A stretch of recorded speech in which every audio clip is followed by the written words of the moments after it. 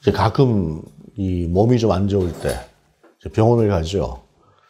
언제부턴가 이제 안과도 좀 가봐야 되겠다 하는 생각이 들고 또 이비인후과도 좀 가봐야 되겠다 하는 생각이 들어서 병원을 이제 다녀보기도 합니다. 다니다 보면은 왠지 모르게 이제 어느 순간부터인가 좀 불편하다 하는 생각을 하게 되더라고요. 그래서 그 이유가 무엇인가 생각을 해봤더니 젊은 의사들을 만나면 이 자기 자신들이 젊으니까 의학적으로 나라도 실제적인 경험이 없다 보니까 내가 좀 어디가 안 좋다 하는 것에 대해서 좀 깊이 못 들여다보는 것 같아요. 그래서 언제부터인가 이제 좀 병원을 다닐 때에 저 의사들 중에서도 좀 연세가 있는 분들 그런 병원을 이제 찾아다니다 보면 자기들도 이제 경험이 있으니까 다 아니까 확실히 이제 그 진료를 볼 때에 좀 소통이 좀 되는 그런 것들이 있더라고요.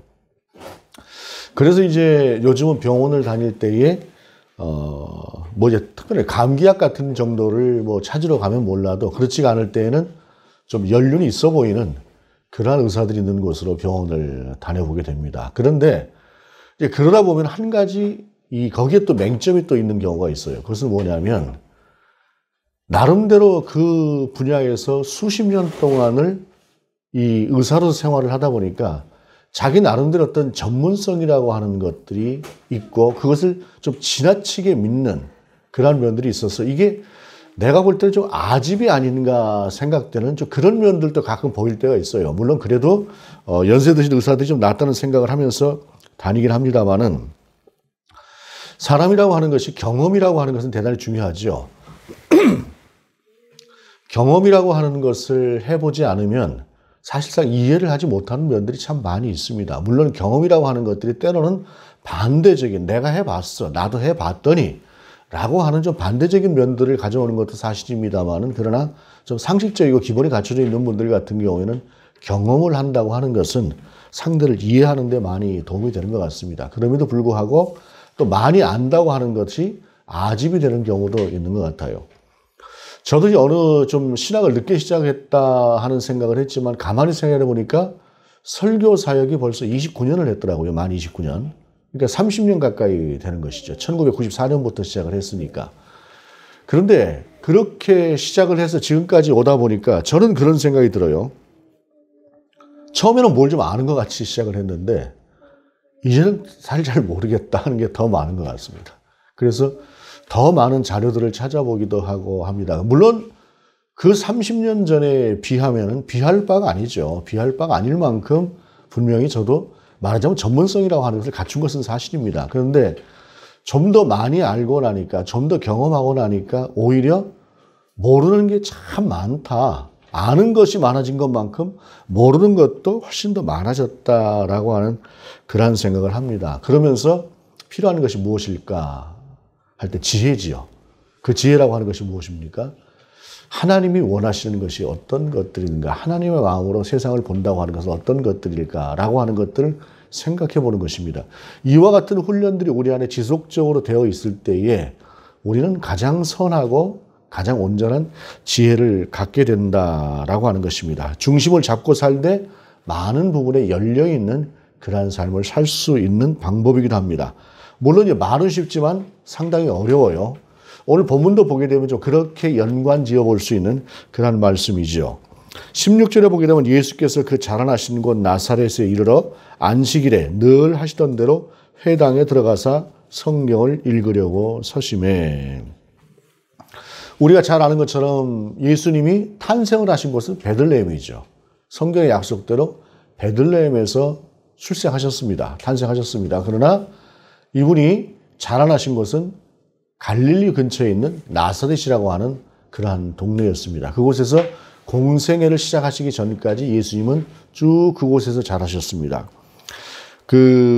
예수님은 이제 마리아의 아들로 그렇게 살았고 또 요셉의 아들이라고 하는 이름으로 그곳에서 한 30여 년 정도를 살아내신 이후에 공생애를 시작하시면서 예루살렘 근처에 있는 요단강으로 오셔서 거기서 세례를 받고 공생애를 시작하신 것이죠.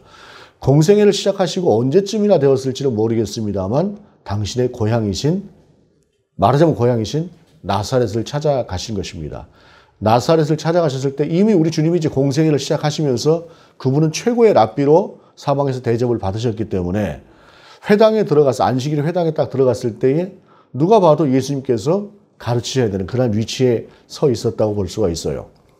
원래 이제 회당 예배라고 하는 것은 바벨론 포로기 이후에 나왔습니다. 그 전에는 제사만 주로 있었고 하다가 바벨론 포로기에 제사가, 그러니까 성전이 없으니까 제사를 드릴 수가 없잖아요. 그래서 사람들이 모여서 나름대로 그 속에서 성경을 보고 또 강론을 하고 또 서로 이렇게 하면서 이 교제를 하기도 하고 하는 이제 그러한 회당 예배라고 하는 것이 정착이 되었었는데 그 회당에서 예배를 드릴 때에 말씀을 강론하는 것은 랍비가 있는 경우는 랍비가 하지만 랍비가 없는 경우에는 그래도 그 중에서 가장 성경을 좀 알만한 사람은 성경을 읽고 그 성경 말씀에 대해서 이렇게 이 말씀 이런 말씀이다라고 이야기해 줄 수 있는 사람들이 회당에서 이제 말씀을 들고 강론을 하게 되었는데 그 자리에 누구도 예수님보다 더 말씀을 잘 강론할 사람은 없었던 것이죠.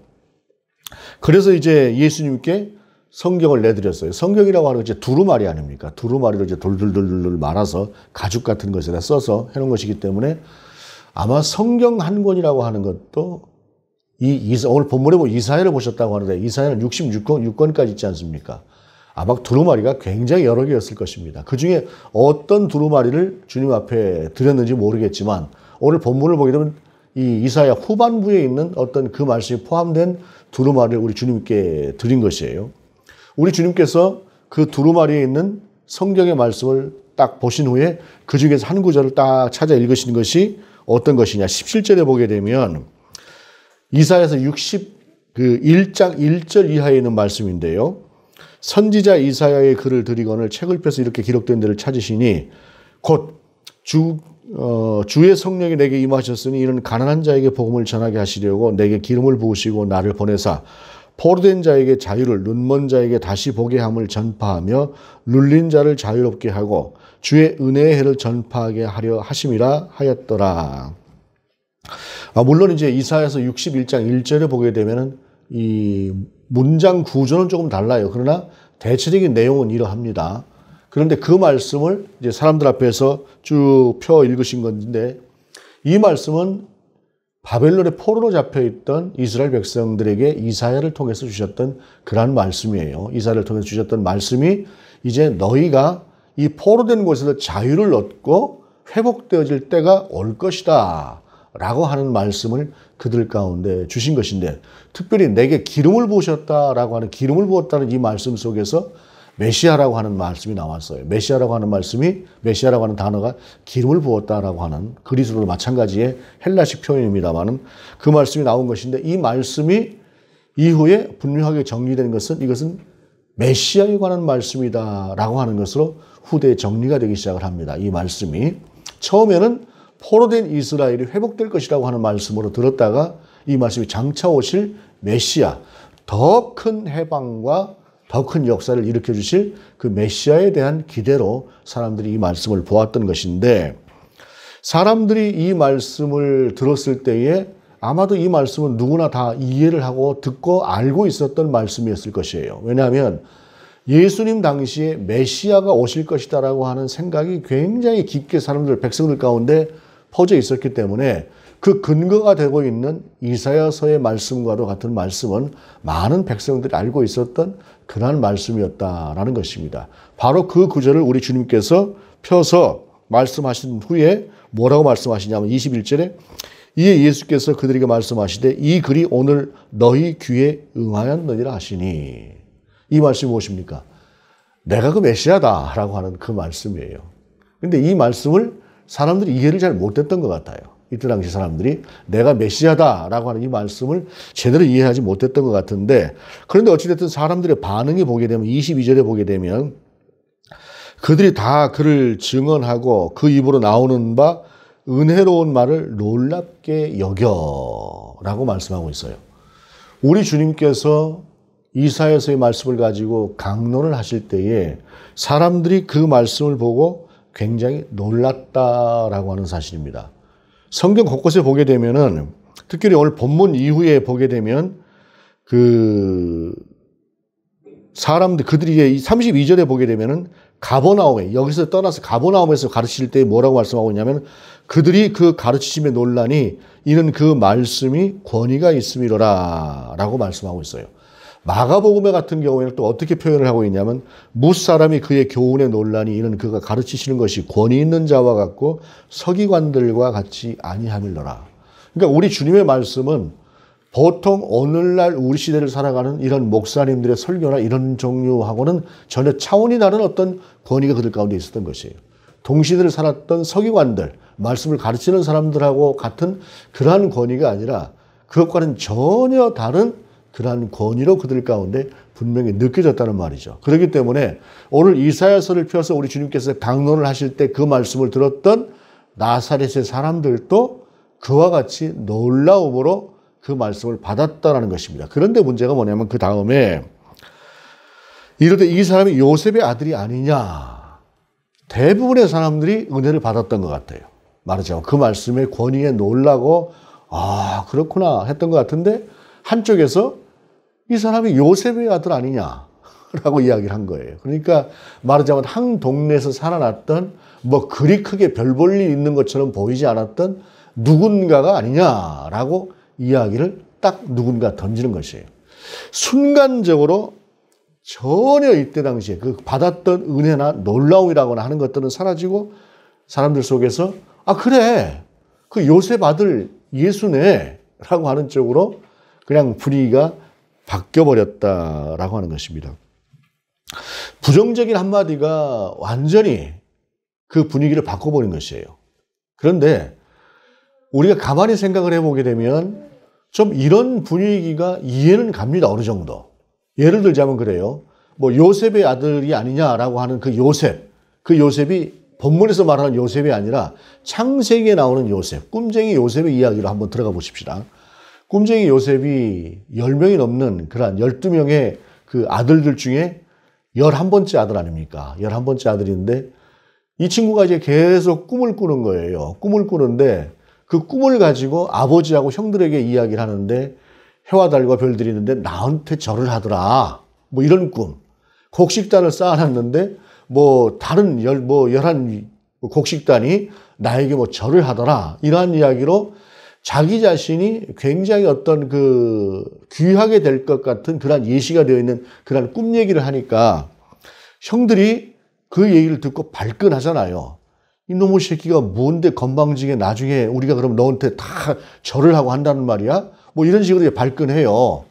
물론 이제 그 뒤에 이제 그 동생을 죽이겠다고 하는 것은 그건 폐륜적인 것이지만 그러나 12명쯤 되는 그러한 자녀들이 있는 집에서 막내에 가까운 녀석이 자꾸 그런 꿈 얘기를 하면서 장차 나는 크게 되고 형들은 나를 섬기는 사람이 될 거야 라고 하는 그러한 이야기를 하게 되면은 누구나 다 그게 불편할 거예요. 한마디씩 하게도 되고. 그런데 아까 말씀드린 것처럼 이제 그걸 넘어버리니까 문제죠. 하물며 형제도 그런데 물론 이제 배가 다른 형제들이긴 하지만 형제도 그런데 남이잖아요.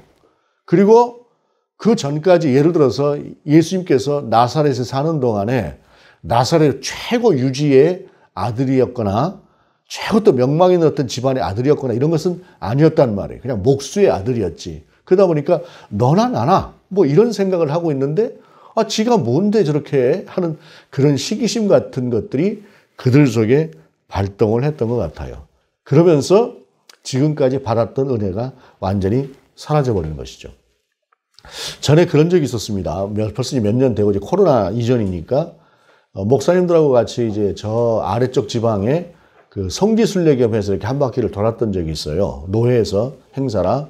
상당히 많은 목사님들이 그때 이제 같이 함께 참여를 해서 이동을 했었는데 마지막 날 돌아오는 날 새벽에 예배를 이제 담당했던 목사님이 그날 예배 이제 새벽 예배 준비를 해서 인도를 하고 말씀을 전하는데 전 이제 별 기대 없이 그냥 그렇지 뭐 새벽 예배니까 하고 이렇게 앉아서 이렇게 이제 예배를 드렸습니다. 그런데 말씀을 전하는데 놀랬어요.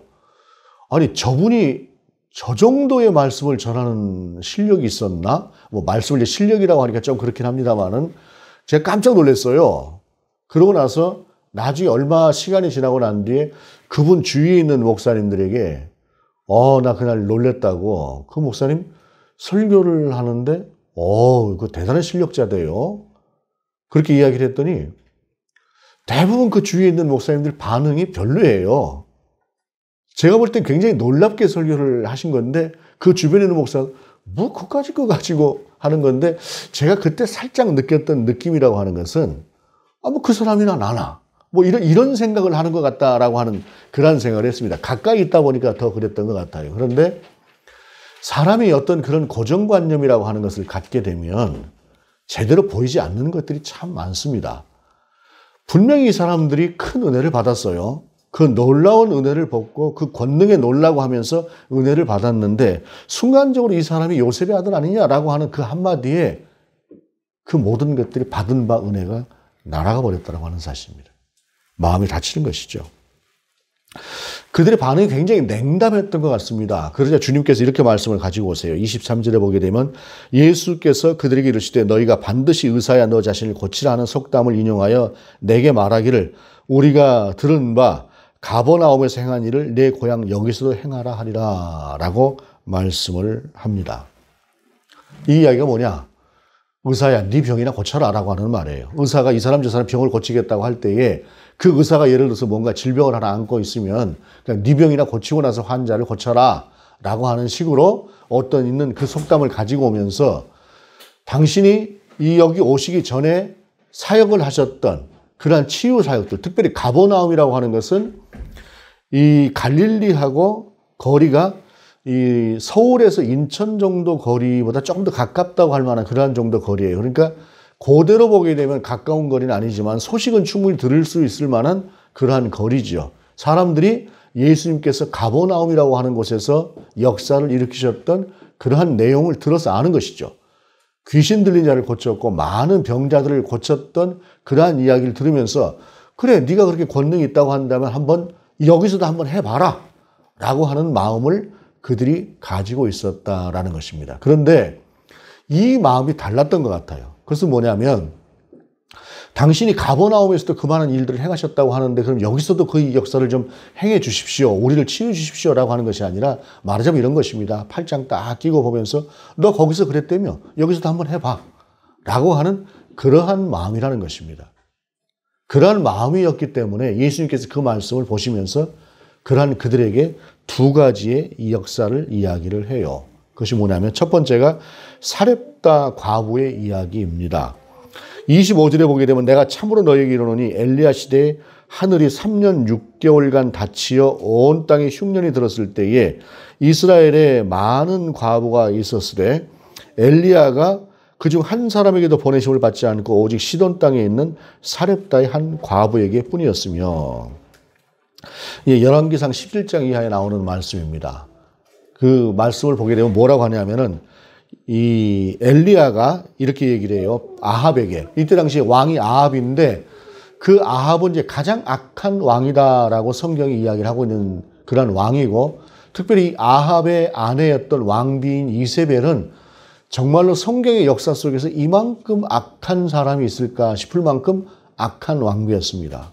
그래서 그들에게 그 하나님을 떠나는 그들에게 엘리야가 뭐라고 이야기를 하냐면 아합에게 내가 섬기는 이스라엘의 하나님 여호와께서 살아계심을 두고 맹세하노니 내 말이 없으면 수년 동안 비도 이슬도 있지 아니하리라 라고 선포를 합니다.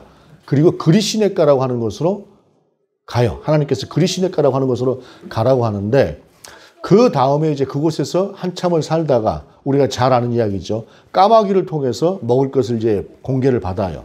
그러다가 하나님께서 어느 순간인가 사르밧에 있는 한 과부에게로 가라라고 이야기를 합니다. 이 본문에는 사렙다라고 되어 있고 열왕기에는 사르밧이라고 되어 있는데 같은 말입니다. 사르밧이라고 하는 말이 이 헬라식으로 이 표현이 되고 나면은 그러니까 이 오늘 본문에 나오는 사렙다가 되는 것이 그러니까 사르밧이나 사렙다랑 같은 말인데 사르밧에 있는 한 과부에게로 하나님께서 보내심을 받습니다. 그리고 그곳에 갔더니 한 과부가 아들 하나하고 둘이 살고 있는 것이에요. 둘이 살고 있는 그 집에 가서 엘리야가 들어가서 먹을 것 좀 내놔라 이야기를 해요. 그러니까 그 과부가 뭐라고 얘기냐면은 이제 우리가 이 딱 밀가루 한 줌 있고 기름 조금 남아 있다. 그래서 그 기름 조금 가지고 이제 마지막으로 빵 하나 구워서 먹고 나면은 이제 굶어 죽으려고 이제 그렇게 생각을 하고 있다 그랬더니 엘리야가 그거 가지고 와. 그렇게 이야기를 해요. 그러면서 그러고 뭐라고 얘기를 하냐면 그거 가지고 오면 하나님께서 너 책임져 주실 거야. 그렇게 이야기를 합니다. 그래서 과부가 그것으로 떡 한 덩이를 만들어 와서 엘리야에게 건네줍니다. 엘리야가 그것을 먹고 나서 그 뒤로 그 집에 그 기근이 끝나는 그때까지 독에 가루가 병에 기름이 떨어지지를 않고 살았습니다. 이때 당시에 굶어 죽는 과부가 한둘이었겠습니까? 그런데 왜 하나님께서 그 사렙다에 있는 과부에게로 보내셨겠느냐라고 하는 것을 예수님께서 말씀을 하시는 것이에요. 그 다음에 말씀하시는 것이 나아만의 이야기입니다. 나아만은 엘리야의 제자인 엘리사 때의 이야기지요. 시리아의 군대 장관이었습니다. 시리아의 군대 장관이었던 이 나아만은 당시에 시리아가 굉장히 큰 나라였습니다. 군대 장관이라고 하는 말은 그 나라에서 왕 다음에 가장 실권을 가지고 있는 그러한 장수라는 말인데 이 사람이 피부병이 심하게 들었어요. 고쳐지지 않는 거예요. 백약이 무효입니다. 아무리 많은 권력과 돈을 다 가지고 있어도 누구도 이 병을 고치지 못하는데 그때 당시에 이스라엘에서 잡아온 한 자그마한 여자아이가 있었어요. 종으로 데리고 있었는데 그 아이가 뭐라 그러냐면 우리나라에 가면 엘리사라고 하는 위대한 선지자가 있는데 그분에게 가면 그 피부병이 다 나을 수 있을 텐데요 라고 이야기를 합니다.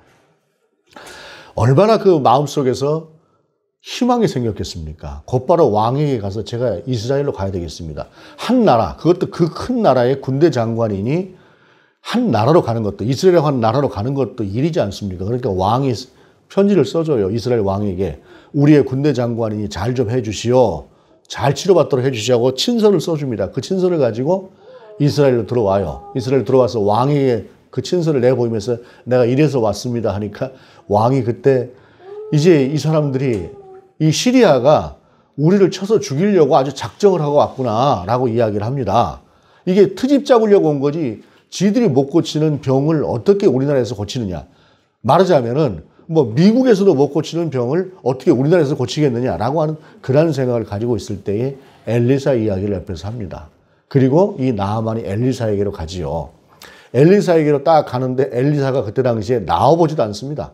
나와보지도 않고 가서 요단강에 가서 7번 씻으라 그래라 이렇게 이야기를 해요. 그러니까 말하자면 이제 성경에서 굉장히 이제 이스라엘의 자존심을 살리는 그런 표현을 하고 있는 것이라고 볼 수 있어요. 그러니까 이 나아만이 얼마나 화가 났겠어요. 아니 나와보지도 않고 그 조그만 오다 보니까 강이라고 강 같지도 않던데 그놈이 강에 가서 나를 보고 씻으라고? 우리나라 땅에 가면은 훨씬 더 좋은 강이 있는데 거기 가서 씻고 말지 저기 가서 씻겠느냐 하면서 화가 나서 돌아가요. 돌아가는데 그래도 옆에 있는 수하가 괜찮은 수하가 있었던 모양이죠. 장군님 그래도 해보시죠 라고 이야기를 합니다. 그러니 자기 속에서 화는 나는데 그래도 혹시 하는 마음으로 그 나아만이 요단강에 들어가서 7번 씻어요. 그랬더니 그 피부가 그 평생을 고치지 못하던 그 피부가 깨끗해집니다. 그 이야기를 가지고 오세요. 그때 당시에 피부병을 앓던 사람이 나아만 한 사람이었겠느냐? 그런데 그 사람만 고침을 받았다라는 것이에요. 그들의 특징이라고 하는 것이 무엇입니까? 사르밧 과부는 오늘 본문에 말하는 사렙다 과부는 한 끼의 식량밖에 없었어요. 아들하고 둘이서 먹을. 이제 그거 먹고 죽으려고 하는 순간에 그거 내놓으라고 하니까 그거 내놓으면 하나님께 책임을 주실 거라고 하니까 그거 믿고 순종했어요. 그리고 내드렸습니다. 그리고 3년이라고 하는 기간 동안 하나님께서 그들 가운데 풍족하게 주심으로 말미암아 다 굶어 죽는 그 시대에 살아났단 말이죠. 나아만이라고 하는 사람도 마찬가지입니다.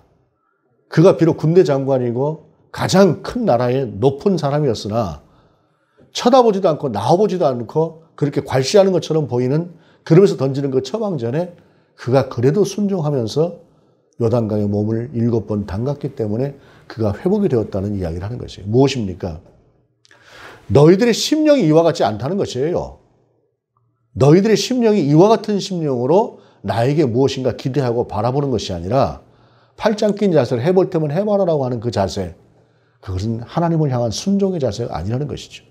더군다나 문제가 뭐냐면 나만 이방 사람 아닙니까? 사렙도 가부도 이방 사람이에요. 그 이방인들을 예로 들면서 그들의 그 믿음으로 그들은 고침을 받았는데 니들 속엔 도대체 뭐가 있는 거냐라고 하는 말씀을 예수님께서 하신 것이죠. 사람들이 눈치를 있지 않습니까? 말을 해도 두 사람 이야기를 하고 나니까 너희는 그들만큼도 못하고 니들은 도대체가 그런 자세가 돼 있지 않다라고 하는 그런 말씀을 그들 가운데 선포하고 나니까 이들 속에서 분노가 일어나는 것이죠. 그러면서 28절 이야기 보게 되면 회당에 있는 자들이 이것을 듣고 다 크게 화가 나서 일어나 동네 밖으로 쫓아내어 그 동네가 건설된 산 낭떠러지까지 끌고 가서 밀쳐 떨어뜨리고자 하되. 여러분 여기서 보게 되면 나사렛 사람들이 그 사람들이 상태가 어떠했는가라고 하는 것을 짐작해 볼 수가 있어요. 아무리 그렇게 이야기를 예수님께서 하신다고 해도 정상적인 사람이라고 한다면, 좀 상식적인 사람들이라고 한다면, 아 그래 우리가 좀 지나치게 이야기를 한 것 같습니다 하니까 당신 가버나움에서도 그렇게 치유하셨다고 하는데 여기서도 좀 아픈 사람들도 많고 하니까 우리를 좀 치유해 주시면 좋겠습니다. 이렇게 가는 것이 상식적이고 합리적이지 않겠습니까? 그런데 그 말을 듣고 분노해서 예수님을 죽이려고 낭떠러지 끝으로 끌고 가서 떨어뜨리려고 했다고 하는 사실이에요. 그러니까 이때 당시에 나사렛 사람들의 심리 상태가, 그들의 영적인 상태가 어떠했는가라고 하는 것을 알 수가 있는데, 요한복음에 보게 되면 이런 이야기가 나오죠.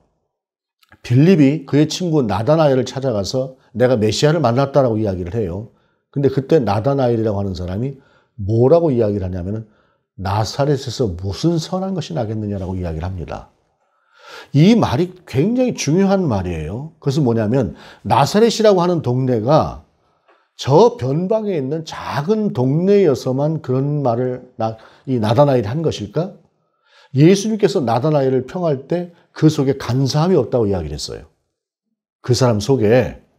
그러면 이 사람은 마음이 상당히 깨끗하고 바른 사람이라는 얘기인데, 그 바른 사람 입장에서 그 동네 좀 외진 동네라고 해서 그 외진 동네 자체를 그렇게 비하했을 것 같지는 않아요. 그렇다고 한다면 그가 알고 있는 나사렛이라고 하는 동네의 사람들은 오늘 본문 속에서 볼 수 있는 것처럼 그들의 심령이 강팍하고 마음에 들지 않으면 떨어뜨려 죽이려고도 하는 그러한 심령을 가진 사람들이었다는 이야기인데, 아무리 예수님이라도 그런 그들 가운데는 이적을 베풀어 주시지 않는다라고 하는 사실입니다. 그렇게 그들 가운데 우리 주님은 어떠한 역사도 일으켜 주시지 않았어요. 교회를 보면 그렇습니다. 성도들 보면 그렇습니다. 여자들이 남자들보다 은혜를 더 받습니다. 그 이유가 뭐냐면 남자들 같은 경우에는 여자들보다 좀 더 이성적이에요. 여자들 같은 경우는 좀 더 감성적입니다. 그러다 보니까 마음을 열 때 잘 열어요. 남자들은 조금 좀 시니컬하게 좀 냉소적인 데가 좀 있어서 그렇게 보는 경향이 있습니다. 근데 은혜도 보게 되면 확실히 열리는 분들이 훨씬 더 은혜를 많이 받습니다. 물론 그 은혜 이후의 삶이라고 하는 좀 다른 부분입니다. 남자들 같은 경우는 그래도 결단을 하고 나면 이렇게 좀 남자 여자를 구분하게 되면 뭐 좀 그렇긴 합니다만은 조금 더 오래 가는 그런 경향은 분명히 있습니다만 그렇게 되는 것이에요. 그래서 결국에는 나사렛이라고 하는 동네는 그의 마음을 열지 못하면서 주님의 구원을 받지 못합니다.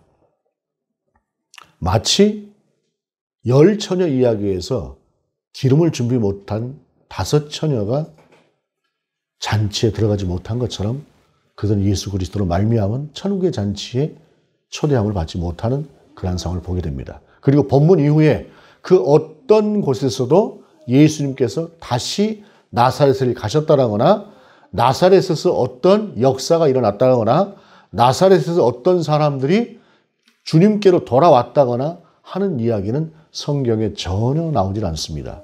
오직 주님이 나사렛 예수라고 하는 이름으로 불리우기만 했을 뿐이지 나사렛에 있는 사람들은 전혀 나타나지 않는 그러한 모습을 보게 됩니다. 어떤 목사님이 이런 얘기를 하시더군요. 마음도 근육입니다. 그래서 그 근육을 잘 발달시키면 그 근육이 쓸만한 근육이 되고 마음에 있는 근육을 내버려 두면 그 근육이 쓸모없는 근육이 됩니다. 그래서 마음도 훈련을 해야 됩니다. 이렇게 이야기를 해요. 근데 맞는 것 같습니다. 우리가 하나님의 사람으로 세상을 살아갈 때에 모든 사물을 볼 때 우리의 사고, 우리의 세계관 이런 것들이 분명히 중요합니다. 나이를 먹고 어느 정도 철이 들었음에도 불구하고 그런 이 사리 분별을 못한다고 한다면 그것은 분명히 문제가 될 것입니다. 그러나 사리 분별이라고 하는 것의 가장 중심이라고 하는 것은 어떤 것들이 되느냐? 그것은 예수 그리스도죠. 우리가 하나님의 사람으로 살아가는 그리스도인이라고 하는 사실입니다. 그리스도인으로서의 나의 삶이라고 하는 그 세계관을 통해서 세상을 보는 것. 우리 주님이라고 하면은 이것을 어떻게 보실 것인가 라고 하는 것이 늘상 내 속에서 훈련되고 되뇌어지고 묵상되어지면서 세상을 바라보는 그 훈련을 하게 될 때에 우리는 이렇게 굳어진 마음이 아니라 열려있는 마음, 받을 것을 받아들이는 마음입니다. 그런 마음을 가질 수가 있다는 것입니다. 세상에 보게 되면은 이적을 일으킨다고 하는 이단들도 참 많이 등장을 합니다. 그거 보고 우우하고 갈 수도 있을 것입니다만 그럴 때 필요한 것은 냉철한 이성과 지성이 필요하겠죠. 말씀에 근거한. 그러나 또한 하나님의 역사가 있는 곳에서 하나님의 역사를 바라보고 기대하는 우리의 소망은 또한 그 마음이 따뜻함으로 그 마음을 기대와 소망으로 바라볼 때 바라볼 수 있는 그 마음을 가져야 그 역사도 일어난다고 하는 사실입니다. 분명히 차가운 이성이 우리 가운데 필요합니다. 차가운 이성이 없으면 그 사람은 온전한 분별력을 갖지 못한 사람일 것입니다. 그러나 뜨거운 가슴이 또한 동시에 우리 가운데 있어야 우리가 해야 될 일들을 하고 받아들일 수 있는 것을 받아들입니다. 성경에서도 이런 말씀을 합니다. 너희가 뜨겁든지 차든지 하라 라는 것입니다. 뜨거운 것은 뜨거운 대로의 활용 가치가 있고 차가운 것은 차가운 대로의 활용 가치가 있으나 그 중간에 있는 것은 활용 가치가 없다라고 하는 말씀입니다. 오늘 본문을 통해서 특별히 나사렛에 있는 이러한 사람들을 통해서 마음이 다치고 모든 것이 다친다라고 하는 것을 보면서 무엇보다 우리가 하나님 안에서 하나님을 향해서 우리의 마음은 늘상 열려있는 그러한 삶을 살아갈 때에 하나님께서 우리 가운데 행하시고자 하는 일들을 행하실 수가 있는 그러한 사람들이 될 수 있다는 것입니다. 세상을 향해서, 이웃을 향해서, 더불어 함께 살아가는 사람들을 향해서 우리가 늘 열려있는 마음을 가져야겠으나 그 무엇보다 중요한 것은 하나님을 향해서 우리의 마음이 늘상 열려있는 그러한 삶을 살아야 할 것입니다. 우리의 마음이 열리게 되면 우리 주님께서 주시는 은혜가 우리 가운데 더욱더 풍성하게 임하게 될 것입니다. 그때 우리의 삶이 좀 더 풍성한 그리스도인으로 세워질 것입니다. 그런 그리스도인으로 살아갈 수 있는 저와 여러분이 될 수 있기를 원합니다. 기도하시겠습니다. 주님, 우리의 심령이 열려있는 심령 되게 하여 주옵소서. 특별히 하나님을 향해서 늘상 열려있는 우리가 되고 기대와 소망이 있는 우리가 될 수 있도록 인도하여 주옵소서. 그러한 우리 가운데 채워주시는 하나님의 은혜를 날마다 경험하는 우리가 되게 하시옵소서. 주 예수 그리스도의 이름으로 기도드립니다. 아멘.